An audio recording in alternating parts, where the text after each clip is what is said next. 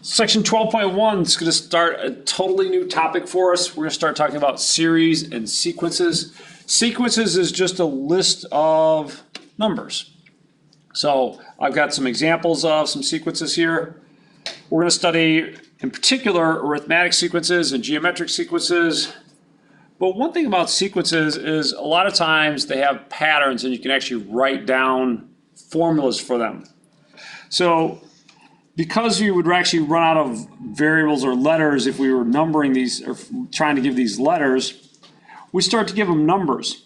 So if I wanted to call the sequence A, I'd call this A1.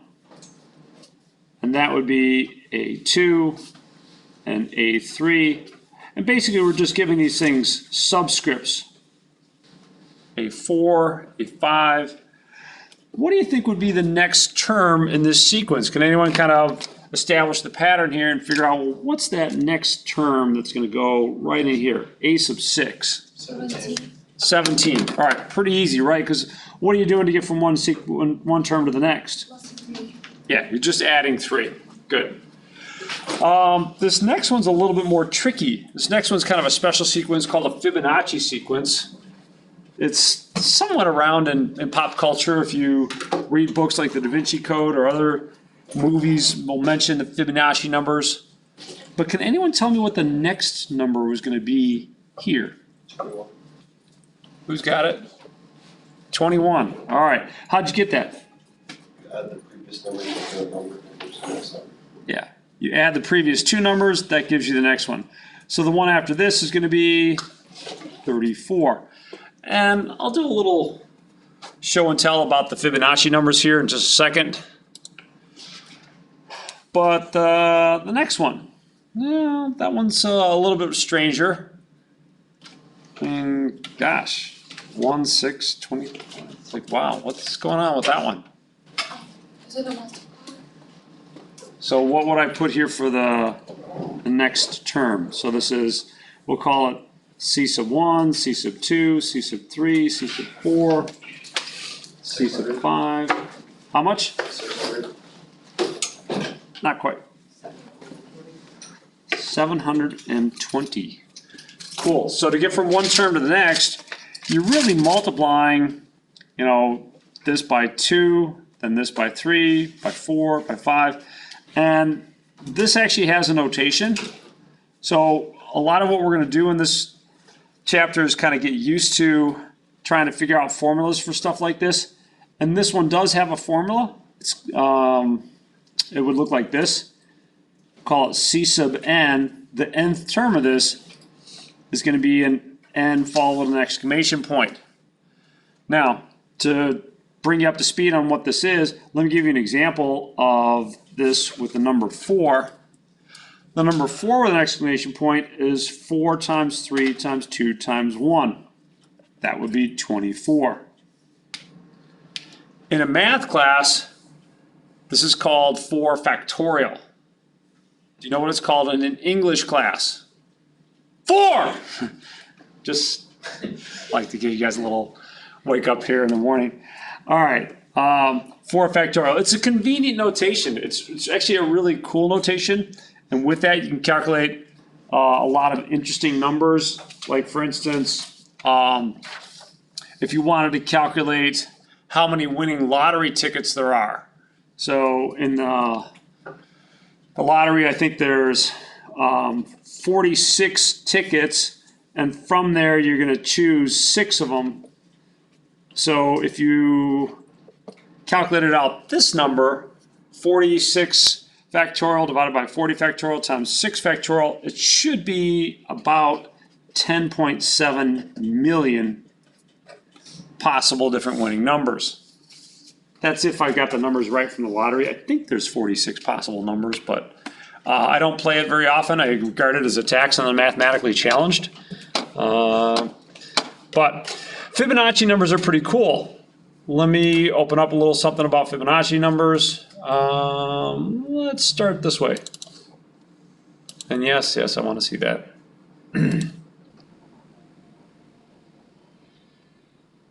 Let me change the speakers here.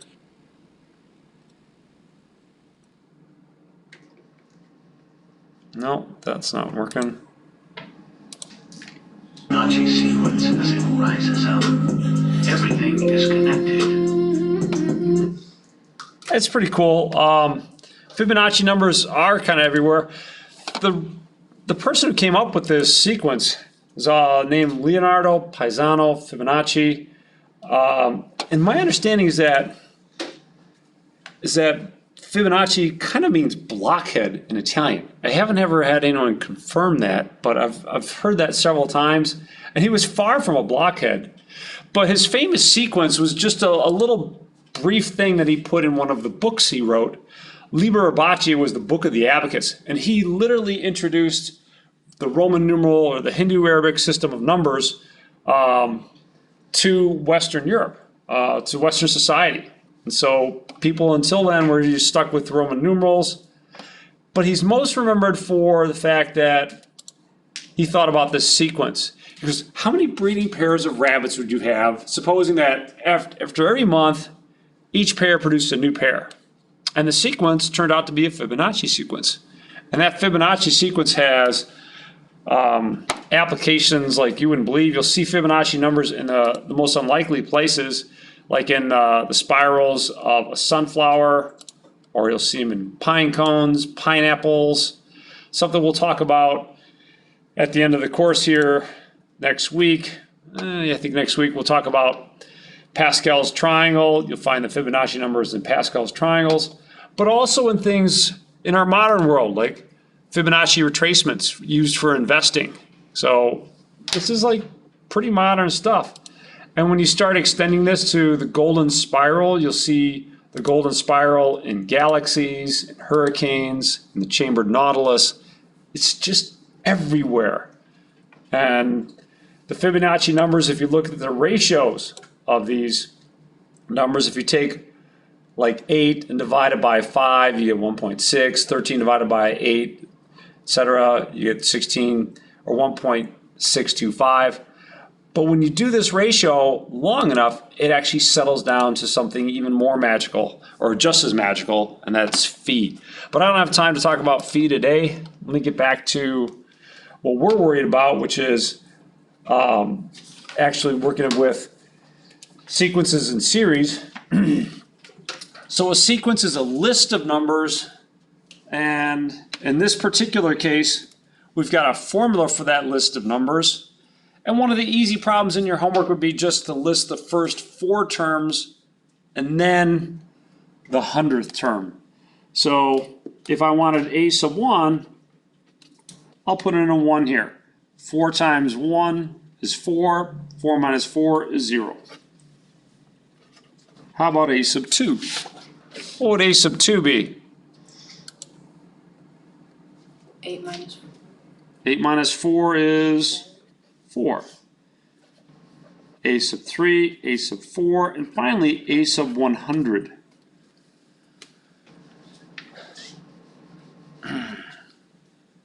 Well, a sub 3 would be 4 times 3, which is 12, minus 4, which is 8. And maybe you can start to see a pattern that you don't actually need to plug in and figure it out just by grinding it out. What's the pattern here? 0, 4, 8. The next one would be 12. All right, so 12. Finally, up here at 100, I don't think I want to extend the pattern out that far. I'd rather just plug in a number and get 396. And that's it. So a couple quick easy points. That was easy. Yeah, not so bad. Now, this is giving you an explicit formula for this number. You're not always going to be given an explicit formula. For instance, the Fibonacci numbers in general, I'll call the general number f sub n, but the Fibonacci numbers are really the sum of the previous 2. So if we're at the nth term, the one before that would be fn minus 1, and the one before that would be fn minus 2. This is called a recursive sequence. If you ever take some programming classes, some heavy-duty ones, like C++ or other things, you'll probably run into recursive programming. Same thing's happening down here. You've got a sequence defined recursively with these formulas. They tell you what the first one is, and then they say, all right, to get to the next one, you're going to take the previous one, add 3, and then multiply by 2. So let's go through this carefully and see what we can come up with. So I already know what a sub 1 is. To get a sub 2, let's follow along the formula. It's going to be 2 times a sub 2 minus 1. Well, what's 2 minus 1? Just 1. So it's going to be a sub 1 plus 3. So all I did there was realize that I'm plugging in here for n, plugged in n equal 2, and here I got an n minus 1 that gave me 1. But I can continue to work on this. What's a sub 1? 4. So that's 2 times 4 plus 3, 14. which is 14. So that's a sub 2. Okay. Now that I have a sub 2, I can try and find a sub 3. Okay. So let's find a sub 3. Well, that's going to be 2 times a sub n minus 1. But if I'm putting in a 3 here for n, then this is really 2 times what? 2 minus 1 plus 3. All right. So that'd be a sub 2 plus 3, which is 2 times 14 plus 3, because I already know what a sub 3 is, right? Or a sub 2 is. A sub 2 is my 14. So chasing along with that. That's 2 times 17, which is 34. Now they're asking you to do this 2 more terms. So let me give you a chance to work on that. Try and find a sub 4 and a sub 5. I think these are going to start to get pretty big, but that's okay. But you don't have to include the minus 1. Well, the minus 1 is for the subscript. It's telling you what term that you're doing. So if I'm on the second term, then I'm going to look back at the first term. And if I'm on the third term, I'm going to look back at the second term. So this is just your previous term, helps you get the next term. So it's not a minus 1 from like the 14 or the 34. It's minus 1 on the term.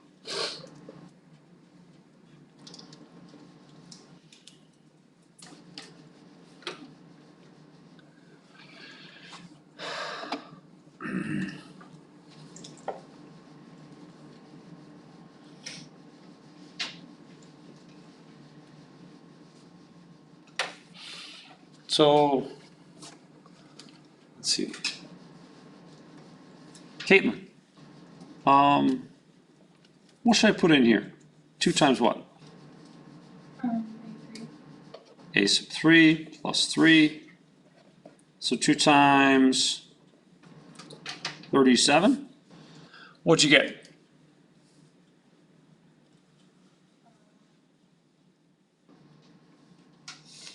Wait, I'm sorry, I did it wrong. I put 27 in for some reason. Oh, okay. Ryan, some help? 74. 74. Nice. So that 34 gets put in here for a sub 3. And that gives me a sub 4. With a sub 4, Matilda, I can find a sub 5. To find a sub 5, what am I going to need? A sub 5 is going to be 2 times what? A4 plus 3. A sub 4 plus 3. And a sub 4 was 74. 74. Plus 3 is 77. 77 times 2 is 154. Nice. And I hope the extra color here helps you kind of keep track of where everything is going and coming from. I suppose I can add in maybe one more. A sub 1 was given to us at the start. That was given to us as 4. So that's what got things rolling. And then from there, once you know one term, you can get the next term. Let's try that again with a different sequence. This is something kind of new and strange here, so if there's something that's bothering you, you're not quite sure about, let me know. Speak up. Doing okay? All right. Aaron? At the very beginning of all of this, where do we look? What do we do with that n minus 1? The n minus 1? Yeah. So really that's not like, it's telling you what term you're dealing with. So maybe I should put parentheses around that. So what it's really saying is, okay, here I've got the nth term, say the 7th term. Then to figure out what the 7th term is, I need to know what the 6th term is, the previous term. So it's not like I'm subtracting 1 from a sub n. I've got the previous term. So if this is a sub 7, this would be a sub 6. This is a sub 10, that'd be a sub 9. So it's n minus 1 in that sense. It's one less, it's the previous term is what it is. So like I said, maybe you'd be better off if you put that in parentheses for yourself somehow. I don't see that done very often, but if it helps you, then that's fine. It's just the previous term is what it's saying. So you're not at some point having to subtract 1 from this or add that negative 1 to a 3. It's just referring to the previous term. Will it always be a 1, or could it be something different? It could be something different. Like with the Fibonacci sequence, it's the sum of the previous 2 terms. So if I want the 4th term, n equals 4, then I'll look at the 3rd term and the 2nd term. So those 2 terms together are going to add up to the new term. So there's a lot of cool patterns with the Fibonacci sequence. I can't go through those now. Let's do this. Let's take a look at this next recursive sequence. So it says a sub n is 1 over a sub n minus 1. Basically, it's the reciprocal of the previous number. So let's see if we can't make some progress on this. If I want to figure out what a sub 2 is, that's going to be 1 over what term? 2. Yeah, 1 over 2. Before I write down the 2, let me write down a sub 1, the previous term. But you're right, it's going to be 1 over 2. Cool. Shams, good? Yeah. Okay. Now, if I have the 2nd term, now that I have the 2nd term, I can find the 3rd term. So it's 1 over a sub 2.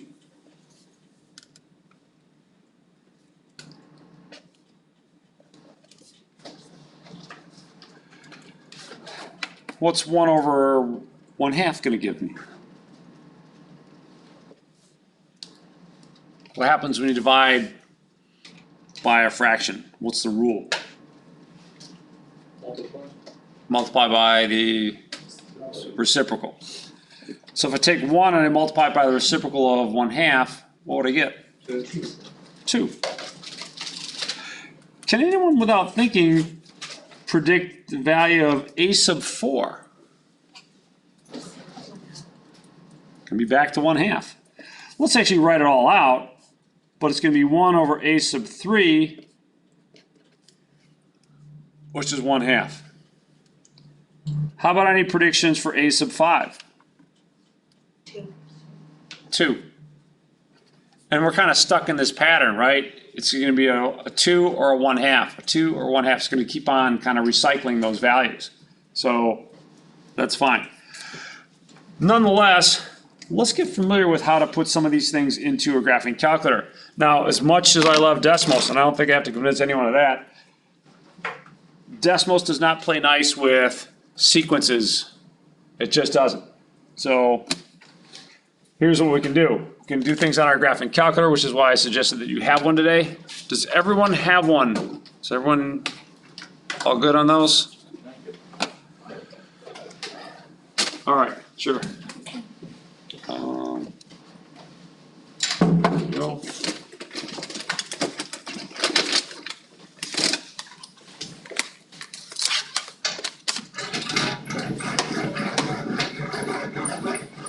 This one needs a charge here. This one's pretty nice to charge. Thank you. There you go. All right, so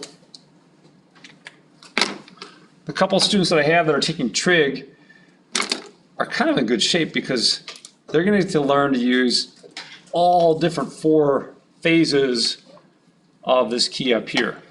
But for us, we're just going to learn to use the last one. Let's hit the mode key and then go down to function. And well, we don't want to just enter an ordinary function anymore because these aren't functions. These are only defined for integer values. So let's go over to sequence. Tap the button there. And then you can hit the clear key to get out of that. But now we've changed our mode to sequence. Press the Y equals key and take a look there. Is there something different? It should look a lot different. A lot different. Now, we're on example D, we're using an A sub n. Your calculator is going to use U sub n. Okay, that's fine. Let's see if we can't plug something in here like this recursive sequence. So it's going to be 1 divided by, and now here it gets a little bit tricky. I need to divide by the previous term. Well, what's the previous term going to be for this? Anyone? U of n minus 1. So let's type in the U first. Can anyone see where the U is? Above the 7. Above the 7. So to get above the 7, what do I got to hit? Second 7. Second 7. Excellent. Second 7, parentheses. And now next to the alpha key, what we're used to getting when we press this key is an X, right? But we're in a different mode. In fact, the mode that we chose was sequence, which is all the way at the end. So when you press that now, you're going to get an N minus 1, parentheses. So cool. And then we need to tell it, well, where did we start? With your recursive sequences, you have to give it a starting place. So let's give it a starting place of a 3, or excuse me, of a 2. And great. Finally, let's see a little table of these values. Make sure your window is set properly, so hit second and then the window key. And somehow somebody's been messing with this. Independent should be set to ask. I want to type in the numbers that I want to choose. When you have that set, now these other settings, I mean table start and delta table, those don't matter so much. Dependent should be set to auto. Let's go to table, second and then table. Type in a 1, it gives us a 2, no surprise there. The second term, 0.5. Third term, 2, and so on. So you can type in as many as you want. The cool thing with this is that your calculator can kind of calculate ahead. Now for us, we're not going to be able to figure out what A sub 10 is very easily, other than the fact that there's a pattern here. A sub 17 should be 2. but your calculator can go ahead and figure those other things out for you. So that's kind of a nice little thing here. All right, how are we looking with that one there? So one of the questions that you could expect on an exam would be kind of a friendly one of, you know, plot the first 5 terms of, you know, this recursive sequence or that recursive sequence. Do you want to try programming this one? Just for the practice? Sure. All right, let's do that one as well. Let's see if we get the same kinds of things. So coming back here, let's see. My expression is going to be a little bit different. I'm just going to edit this one. If you're really clever, you can do a 2 and then a right parentheses. So it's 2 times u sub n minus 1 plus 3 close parenthesis. The only other change I've got to make is I got to put a 4 here. So those are the 2 changes I'm going to make. And when I'm ready, I can go to my table again. So make those 2 changes, 2 times u sub n minus 1 plus 3, u sub 1 equals 4, and then go to your table. Let's just delete all these old values and start afresh. 1, 2, 3, 4, 5, 6. These numbers get pretty big pretty fast, so it's nice that our calculator can calculate these things for us. Wonder, it'd probably take a little bit of a time, but I could probably get away with plugging in, say, 100. Wow, actually it gave it to me remarkably fast. Does anyone recognize what that number is saying though? 30. Yeah, it's a big number. This E30 means times 10 to the 30th. So yeah, that's a really, really big number. I'm amazed it got it so fast. All right, cool, cool. Now, some of the times that you're working with sequences, you might be asked to figure these things out for yourself a little bit. It is, well, what's the general formula for these sequences? So let's move on to example E. So you've got this sequence right here. And let me start by helping you out this way. I'll call that A sub 1, that's A sub 2, A sub 3, A sub 4. What patterns do you see when you're looking at this?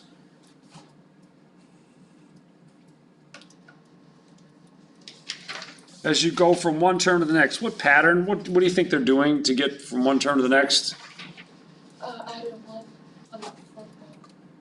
Yeah, you're adding 1 to the term in the numerator and you're adding 1 to the term in the denominator, right? Okay.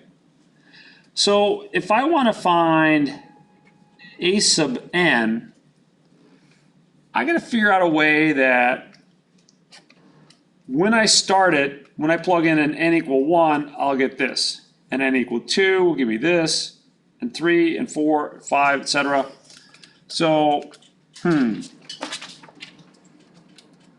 well, the numerator I could start out like this. I could call that n plus 4.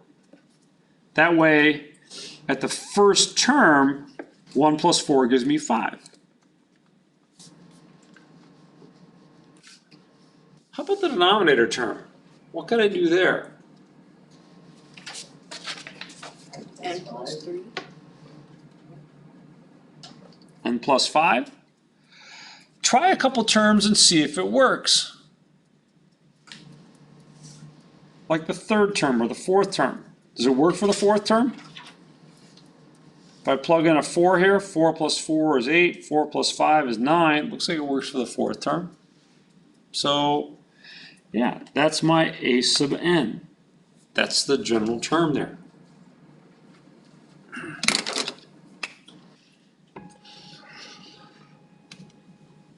Nice.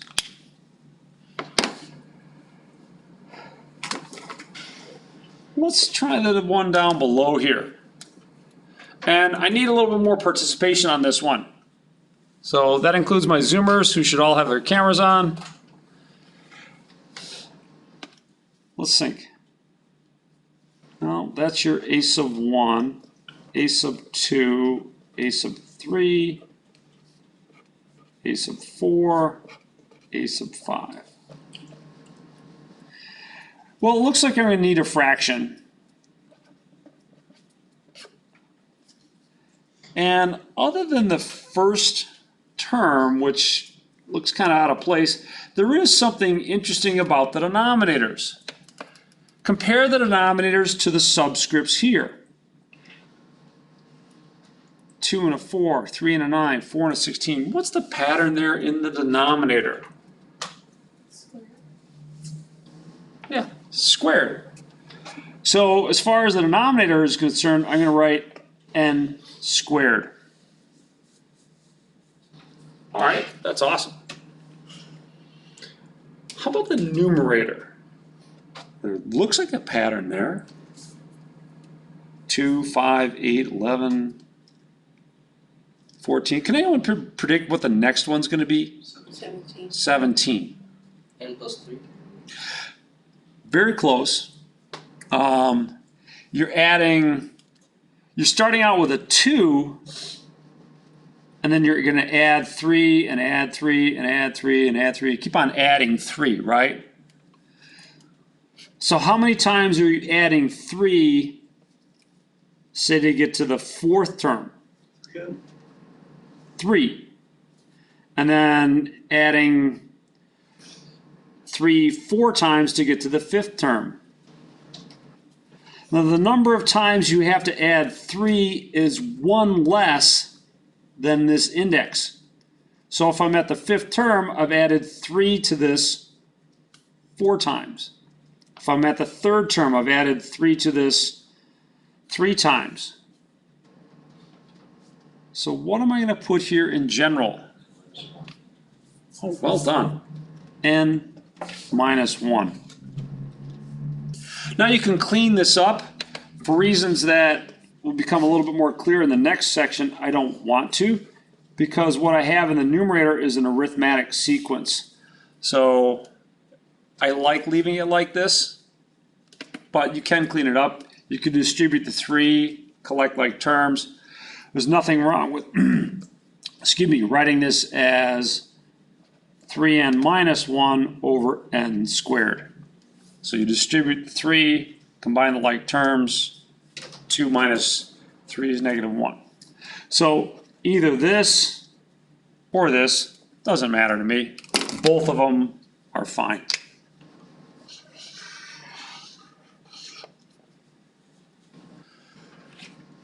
Professor, Yeah, please. why wouldn't the 2 carry down to the a of n equals 3n minus 1? Oh, so what I did to get from here to here is I just distributed this. I said, all right, it's 2 plus 3n minus 3. Can you combine the like terms for me?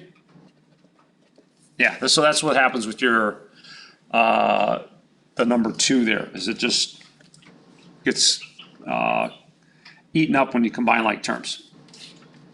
Okay. Thank you. Yeah, no, appreciate it.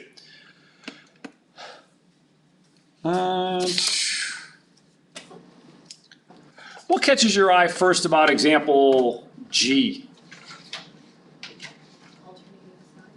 Yeah, it's alternating in signs. And let me share with you something interesting about alternating signs. There's a lot of different ways to do it, but they kind of boil down to a few terms. So let me talk about them this way. Well, b sub n equals negative 1 to the n. So that's one possibility. I'll do c sub n equals negative 1 to the n plus 1.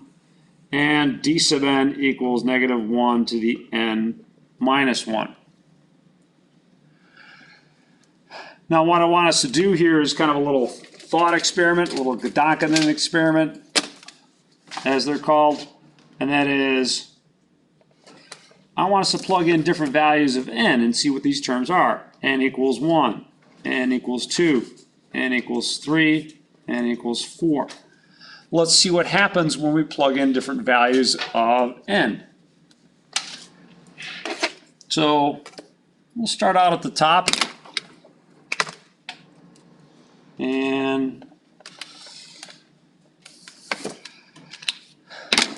if I plug in n equal 1, then the first term in the sequence is just going to be -1 to the first power or -1. How about the next term at n equal 2? What am I going to get there? -1 squared. +1. Nice. Now let's keep going a couple more. N equal 3. -1. And I'm hoping the pattern's starting to be a little bit obvious, right?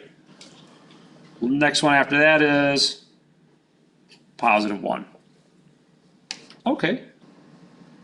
Let's move down to C sub n. What's going to happen when I have -1 to the n plus 1 here?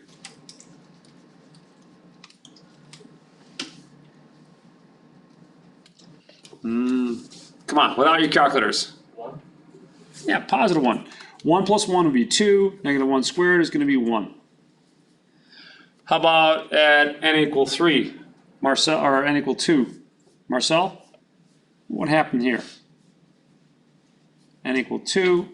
2 plus 1, -1 to the third. So negative again. All right. Well, negative in terms of an alternating pattern, not again, I guess. How about C sub 4?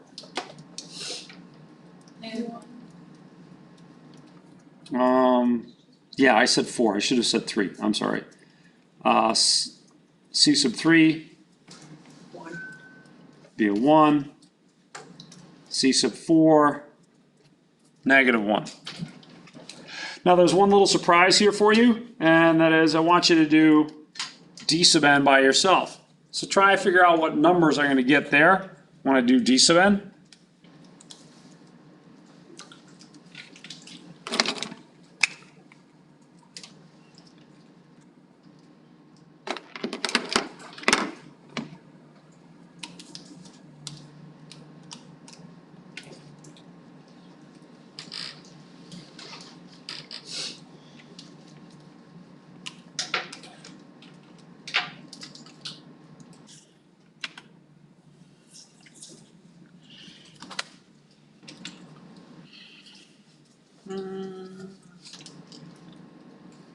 Jeremiah, share with me what you got here. What pattern of numbers did you get when you plugged in n equal 1, n equal 2, 3, 4?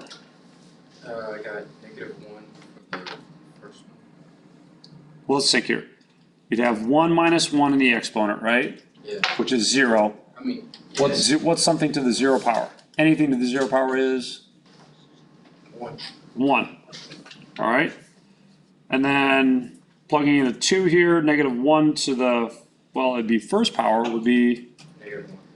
-1. Can you guess the pattern from here? 1. -1. All right. So the interesting thing that I wanted you to see is that these are the same. Doesn't matter if you have a +1 or a -1, you're going to get the same alternating pattern either way. So it comes down to one of these two. Do you want to start out with a negative number or a positive number? That's the term that you're going to choose. So it's going to be based on the sequence you're going to work with. Let's bring that back down to example G. Are we okay with this up here? Basically, you've got two choices. To the nth power or to the n plus first power, n minus first power, doesn't matter. But one of these two choices. Which one am I going to choose for the sequence in G? B sub n. So my general term, I don't know if you want to call this sequence G, we can call it G sub 1, G sub 2, G sub 3, G sub 4. G sub n is going to start out with a -1 to the nth power. times some fraction.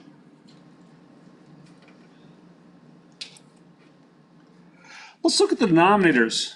Is there anything interesting about the denominators that might help us out in terms of these fractions?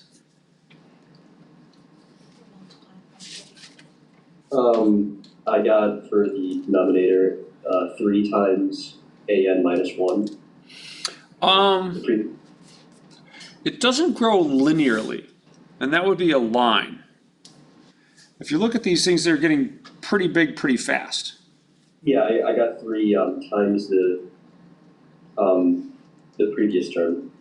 Oh, 3 times the previous term? Yeah. It'd have to be done pretty cleverly. It'd actually be 1/3 times the previous term, or if you wanted to incorporate this, you could do negative 1/3 times the previous term. Yeah. But let's just look at the denominators. I don't want to build a recursive sequence, although you could. If I just look at the denominators, let's see. What do you know about 9 that might be interesting for us here? What's another way to write the number 9? 3 squared. How about 27? 3 to the third. 3 to the third. 81 is 3 to the fourth. So that's 3 to the first, 3 to the second, 3 to the third, 3 to the fourth. In general, what am I going to have here for the G sub n term?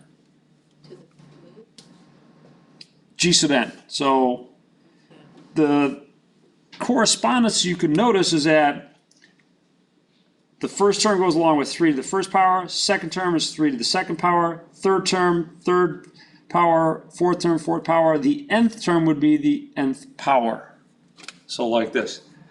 Now, you could also bring this all together into one thing, like this, negative 1/3 to the nth power. That would work as well. But as you're working through this, that might not occur to you quite so quickly. So, again, either one of these is fine. I'm fine with both of these as far as an answer is concerned.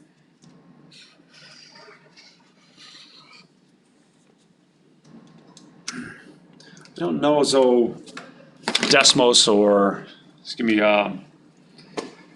WebAssign is really going to have much of a preference for one versus the other.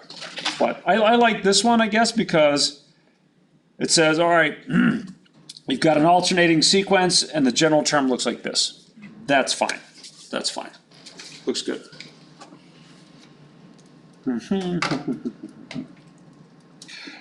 How are we doing on example G here? Is that okay? I'm good. Max, looking good on that one? And just give me a thumbs up or a thumbs down. All right, cool. Let's continue with example H. And I'm going to introduce you some more vocabulary. We're going to look at a sequence of partial sums. That's this right here. And I'll work it over here. Maybe not with that pen. S sub 1 is going to be the sum of the first term. Well, there's not much to sum. S sub 2 is going to be the sum of the first 2 terms. So 2 plus 5. That's 7. S sub 3 is going to be the sum of the first 3 terms. So 2 plus 5 plus 8. That's going to be 15. And so on. S sub 4, S sub 5, S sub 6.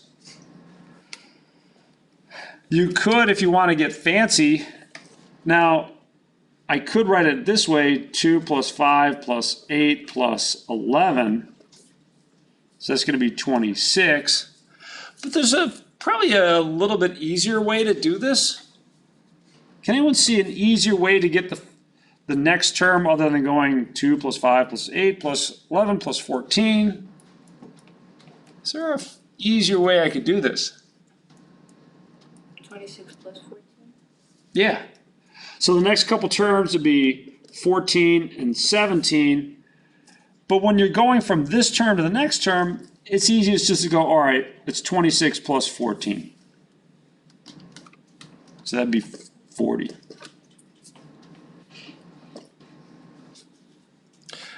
Find the last term there. Find S sub 6.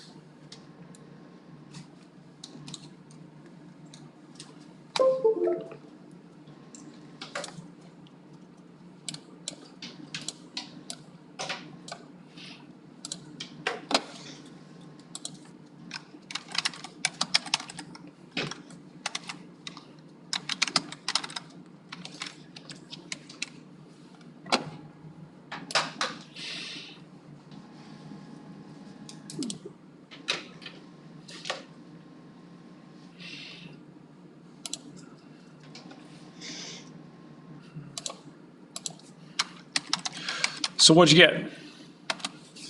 57. 57? All right.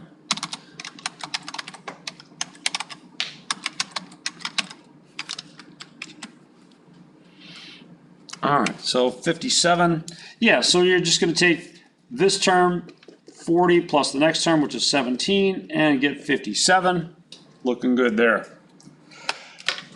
Now, a lot of times what we want to see, if we're working with a sequence of partial sums, is do these things kind of settle down and converge to something? But that's a topic for a different course, not something we got to worry about here.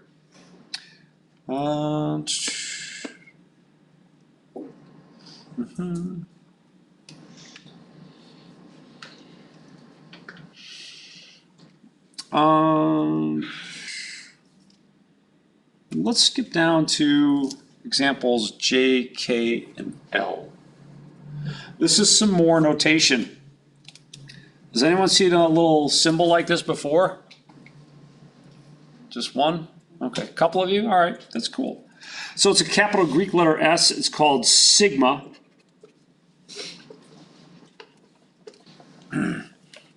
And when I first started at OCC, I also started brewing my own beer. I would also name it. So my first beer, I called it Sigma Pale Ale. So it's pretty cool.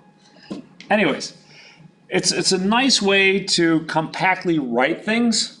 And part of the beauty of math is just the cool way that some of the notation is written so that you can express some of these ideas. Let's take a look at example J, which gives us this: the sum from K equals 2 to 4 of 1 over K.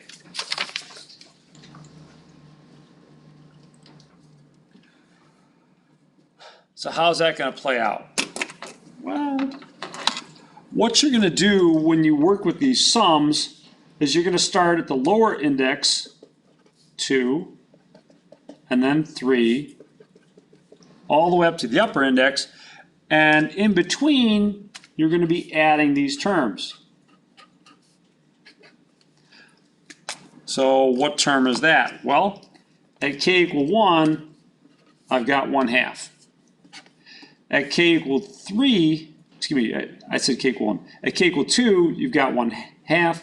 At K equal 3, you've got 1/3. At K equal 4, you've got 1/4. So just add them all up.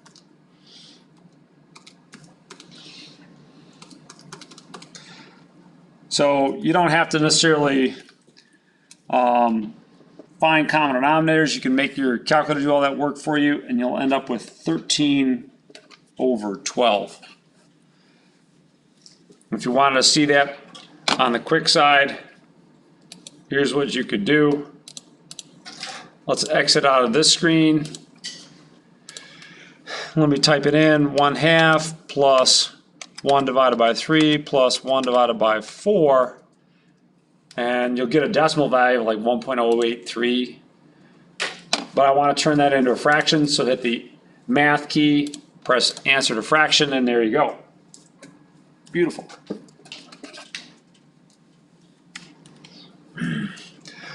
Let's take a look at a couple of the other ones and try and get comfortable with those.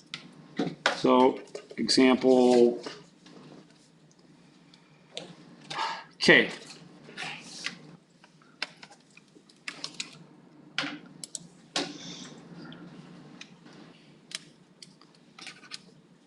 sum from k equals 1 to 5 of 2 to the k minus 1. So again, kind of one at a time, you're going to have to plug in these numbers and figure things out. So we're going to do k equals 0, k equal 1, k equal 2, k equal 3, k equal, actually, you know what? No, I shouldn't start at 0. My bad. Shouldn't be starting at 0. Should be starting at 1. Sorry about that.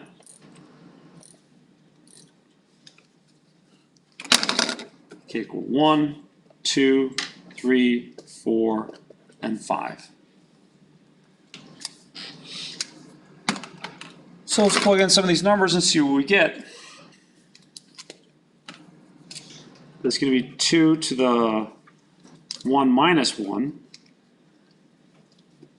plus 2 to the 2 minus 1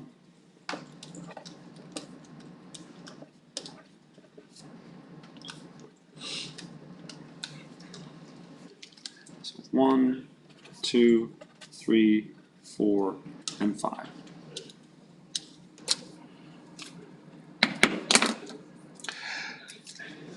So we're going to evaluate these things, and that's going to equal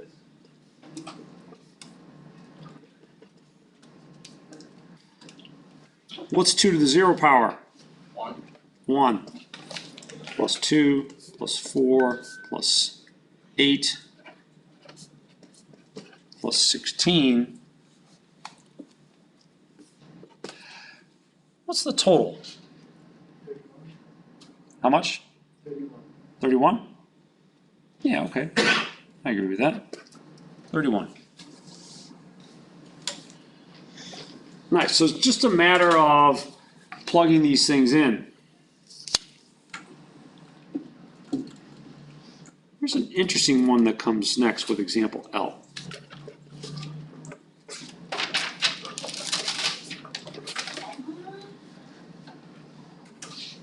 Sum from I equal 3 to 15 of 5. Now, there's a couple things that I want you to pay attention to here. The first of which is that there's no I in this expression. This expression is called the summons. It's what you're summing up repeatedly, or the expression we're going to use. So, okay. At I equal 3, I've got a 5.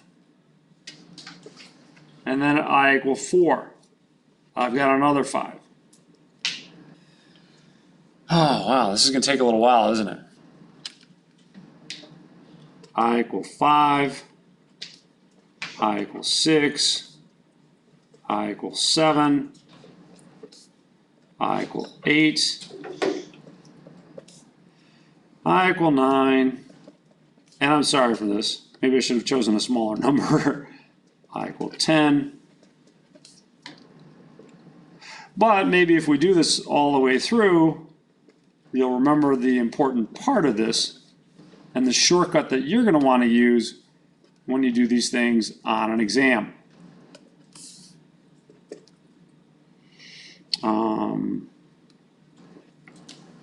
Yeah.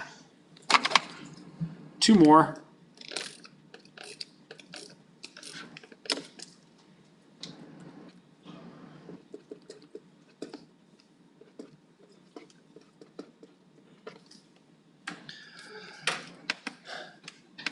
All right, so there we go. Wow, a lot of work here. Is anyone going to take out their calculator and go 5 plus 5 plus 5 plus 5 plus 5 all those times? I don't see, at least I hope I don't see anyone doing something like that. So what's the shortcut? Multiply. Good question. But it's not 15, right? Because this didn't start at 1. So, how many? 13? 12. 12? Which one's right? 13. Let's count. 1, 2, 3, 4, 5, 6, 7, 8, 9, 10, 11, 12, 13. Ding, ding, ding, ding, winner. So what's interesting and different is that because it doesn't start as at 1, that to figure out how many terms you have, you've got to subtract this minus this. So 15 minus 3, that doesn't quite give you the number of terms. How do I have to fix it? It's 15 minus 3 plus 1 is the number of the terms. So in general, you're going to subtract the upper index minus the lower index plus 1. So it's going to be upper minus lower plus 1 is the number of terms.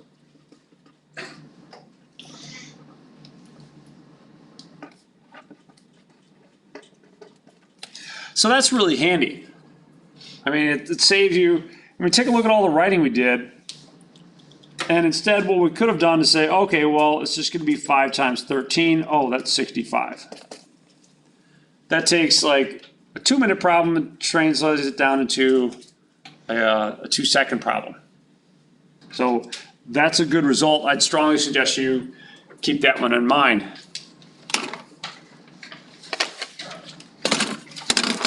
How are we looking on that one? Doing okay there?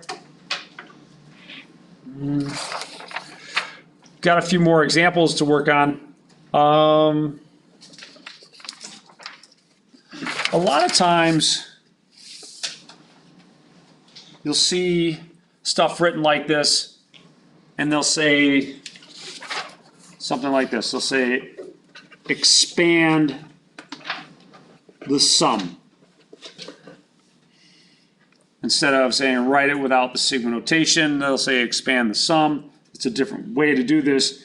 So in mathematics lore or legend, there's somebody who got this on a test, and this was their answer.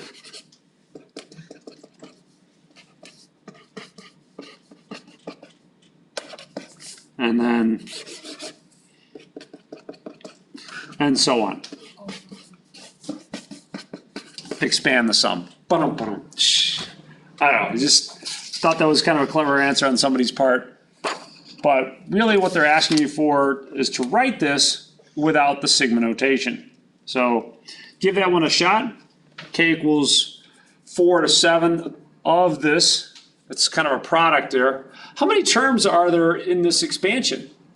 How many terms, when I'm all said and done, or if I'm writing it out, how many terms do I expect? 4. 4. 7 minus 4 is 3 plus 1. There should be 4 terms in what you write out.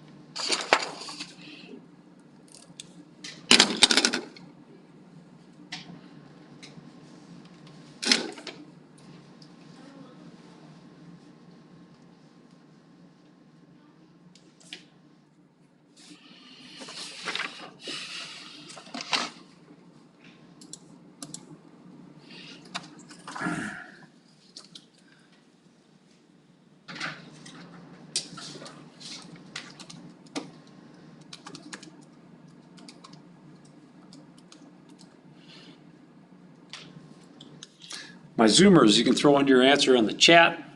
My Roomers, circle your number on your sheet of paper. I want to see where you're at. What's your total? You, nice, nice. Should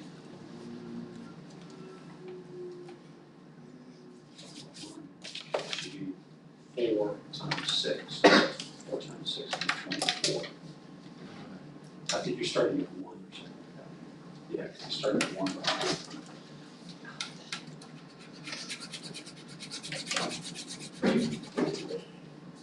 Oops.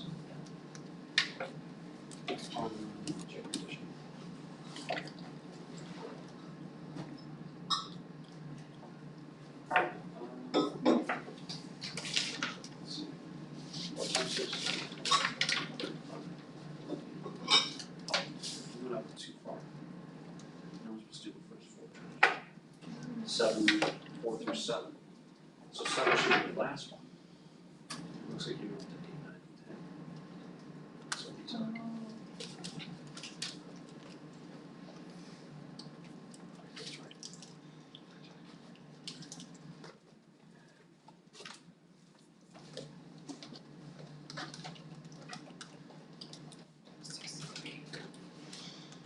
Well, you need to add them all up, right? See, I don't think you've written down all 4 terms.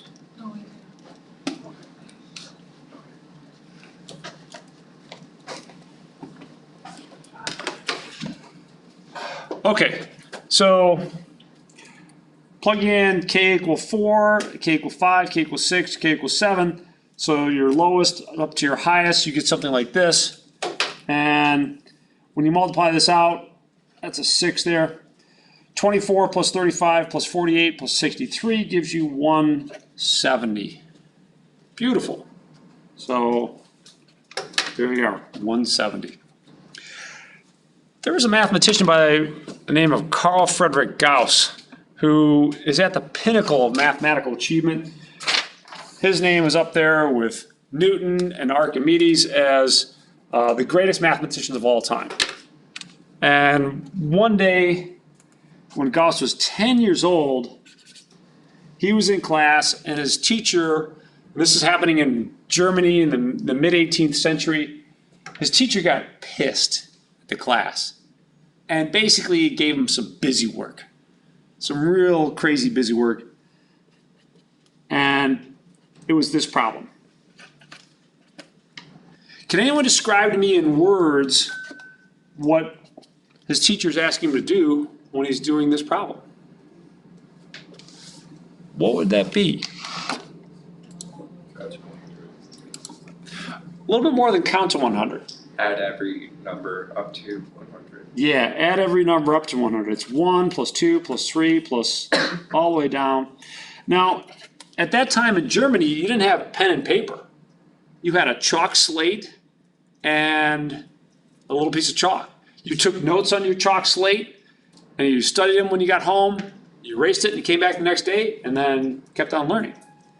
And little 10-year-old Gauss didn't start, doing all kinds of crazy writing and scribbling and stuff like that. He sat back and he thought, and then cheekily, he threw his chalk slate up on the teacher's desk with one number. And out of the whole class, he's the only one that had the right number, 5,050. So, cool. How'd he do it? Well, I'll let you think on it, and I'll tell you next class when we do arithmetic sequences. But this is really clever. I mean, this is a 10-year-old kid who figured this out just by thinking about it on the fly. That's not bad. You want a little peek at it now? Yeah, okay. One thing he could have done is this. Let's write S as the sum from 1 to 100. And then I'm going to write another copy of S the other way. So it'd be not 100, and then 99, 98, all the way down to 2, and then 1. What if I added these things together? What would I get on the left-hand side of this? What's s plus s going to give me? 2s. What's this going to give me? 101. And 101 again. And I don't know, I sense kind of a pattern here. 101 plus 101. How many of these 101s do I have? 100. Now keep in mind, this is twice the total that I wanted. So how about if I divide both sides by 2? 101 times 100 divided by 2. Let's do it this way. 101 times 50 is 5,050. Wow. Not bad for a 10-year-old kid. Of course, that might be why Gauss made it to the pinnacle of mathematical achievement, and you know, I'm not there. But pretty cool. Pretty cool. Let's continue to work with this notation and kind of try and finish this chapter up. Let's write this sum using this sigma notation. So we're going the opposite direction in this one. We're starting out with this sum, and I want to write it with sigma notation. So let's use I as our index of summation. And what you've got to do is you've got to write the expression for these terms as a function of I. So, what's the general term going to look like for these things? It's going to have a square root. And, well, let's see. Where does my summation start? What number should I put here at the bottom? 1. Where does it finish? 1, 2, all the way up to what? N. And what's the general term look like? If I was going to write the general term with i's as opposed to any of this stuff, what should I write here? I over I to the fourth.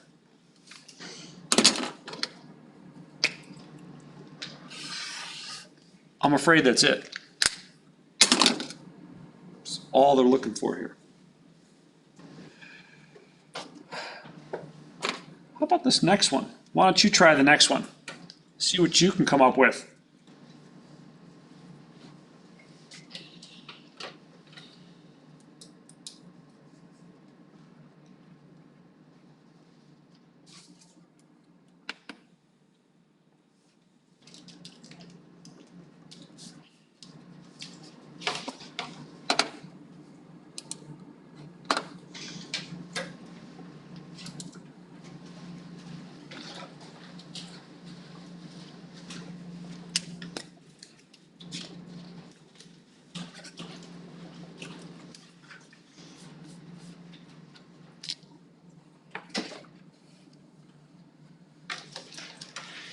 By the way, it doesn't matter what variable you use for the index of summation. You could also write here j equals 1 to n, the square root of j over j to the fourth. That would give you the exact same thing. So the variable you choose doesn't matter. I, j, and k are typically the letters that we use in these kinds of problems, but you don't have to use any of those. You can use whatever you want. All right, do keep it to the English alphabet, please, though, just out of kindness to your instructor. Malik, what letter did you use? I just used K. K, all right, so K. Where does K start out and end? What should be the start and end here? 1 and 10. 1 and 10, awesome. Farah, what should I put in here if we're going to use Malik's choice of letter K? What's the general term here going to look like? Some help? K K squared. It's just gonna be the square of these numbers, right? So you've got 1 squared, 2 squared, 3 squared, and in general, you've got k squared, so k squared.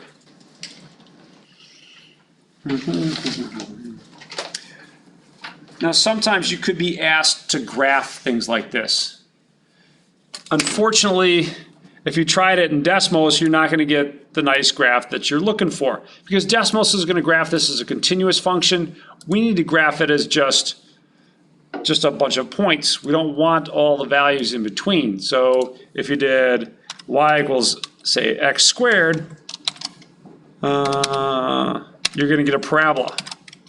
That's not what I want. If I wanted to graph those things and actually see it, well, I need to plot just what happens at the integer values. So here's where your graphing calculator comes into play. Let's clear this out. And your calculator still should be in the proper mode.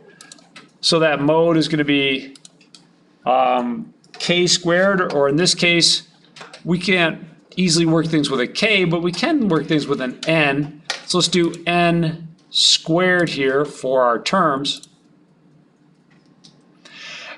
And this one, I want to graph.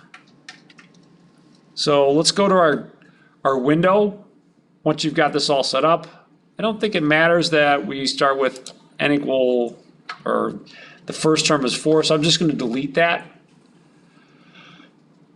Let's go to our window here, and our window's got something different. It's asking you, well, what points do you want to plot? What values of n? Well, 1 to 2 is pretty good. So we'll leave that as is. And then the rest of these, you could take some guesses at. Actually, we take more than good guesses. We could start at 0 up to 10 on the x-axis. And on the y-axis, we can go from 0 to 100. But if you're not really keen on that, once you have your values of n already set, you can make your calculator do the work for you. So does anyone know what button I would push to make my calculator figure out the screen size for me? We haven't done it in a while. But zoom fit. So zoom and then just type the number 0. And instead of giving a nice continuous function, you've got these dots. And that's what you're going to need to do sometimes when you're graphing these things for WebAssign, is figure out, well, what are they going to look like if I have a sequence rather than just a function. So here's one of our earlier graphs, or I guess this is not quite the earlier graph, but it's a recursively defined function. And you're getting a bunch of points rather than a curve. So that's what you're going to be asked to find sometimes when you're working with WebAssign, is what do these plots look like. And I don't know as though there's an easy way to get that out of Desmos. It's going to give you a curve. It's not going to give you these points. If you need these values, this is kind of a cool trick here. If you need these values, you can hit the trace key. It'll tell you exactly everything you need to know at n equal 1, or at x equal 1 and y equal 1, and so on. And you can hit the trace key and move up and down and see all these values that you need or want. So kind of handy, especially if you have to evaluate a bunch of these things. Maybe it's easier doing it this way. You can also plot recursive sequences like this as well. All right, last one like this, and that's this one down here. Actually, to find the first 6 terms of this sequence, let's actually do this on our graphing calculator the way we just plotted this one. So what I want to do is I want to program this into my graphing calculator to give you some context for this problem. What you could think of is that this is p times 1 plus r over n to the nt power. This is a formula for calculating compound interest. And so the interest rate looks like about 2.4%, and it's compounded monthly for a year. And they want to know, well, how much money is going to be in your bank you know, from one term to the next term to the next term like that. So let's do it. Let's do it. Let's program this into our graphing calculator. So I'm just going to clear out this other function and type in a 2000 parentheses 1 plus 0.024 divided by 12. Now if you wanted to, you could simplify that, that's fine, but I'll just leave it like that. Raise to the nth power.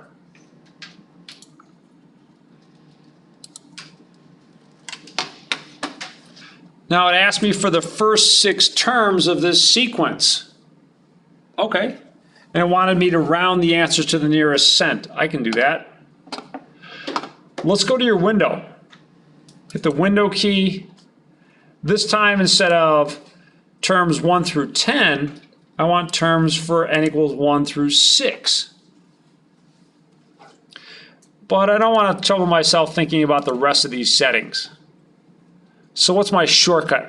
How could I fast forward to the happy ending with the correct graphing window? No one? Zoom. Zoom 0. Yeah, zoom 0. Beautiful. There you go. Now if you hit the trace key, after 1 month, they have $2,004. After 2 months, they have $2,008 and a little bit there. Now that little bit will round up to 0.01. Keep in mind that when you're working with interest problems, that you've got to round things to the nearest penny. So $2,008, 0.008 would be 2008.01. That's for the second month. And so on. Let's just do one more here. At n equal 3, we've got 2012.024 rounded off to the nearest hundredth, which is where our pennies are. That's going to be 2012.02. Okay. And what's happening is you're starting to get interest on your interest. That's why you're not just getting an exact extra $4 each month. You're getting a little bit more than that. And after a while, it starts to snowball and you get that exponential growth. That's really great to see, especially when it's your money. Nice. So kind of a nice quick way to work on those things. How are we looking on that one? Pretty good? All right. All right. Let's stop things here. Any questions on this stuff in general? Looking okay, Marcel? How did you get to the program on the calculator? To the program? Yeah. Oh, from the beginning, like when you Oh. showed us. So you're going to hit the mode key and you want to go down to the line that says function and go all the way over to sequence. Is that what you're asking? Yeah. Yeah. So once you get the sequence, make sure you press the enter key, and that's going to change all the notation here so that you can graph sequences. If you don't make that change, if you're stuck in function mode, then you just got this kind of stuff. So the best you could do is do x squared, but the unfortunate thing about x squared is that it's going to give you just a graph of a continuous function. Let's see, 1 to 6. Yeah, I don't want that. So let's go like 0 to 36. So yeah, I mean, that's fine, but it doesn't just show you the points. Keep in mind that sequences and series are just going to always be defined in terms of these integer values for n, so I shouldn't see all this stuff in between. I should just see what's happening at those points. Does that help, Marcel? Anything else? Alrighty, let's put this one in the books and move on.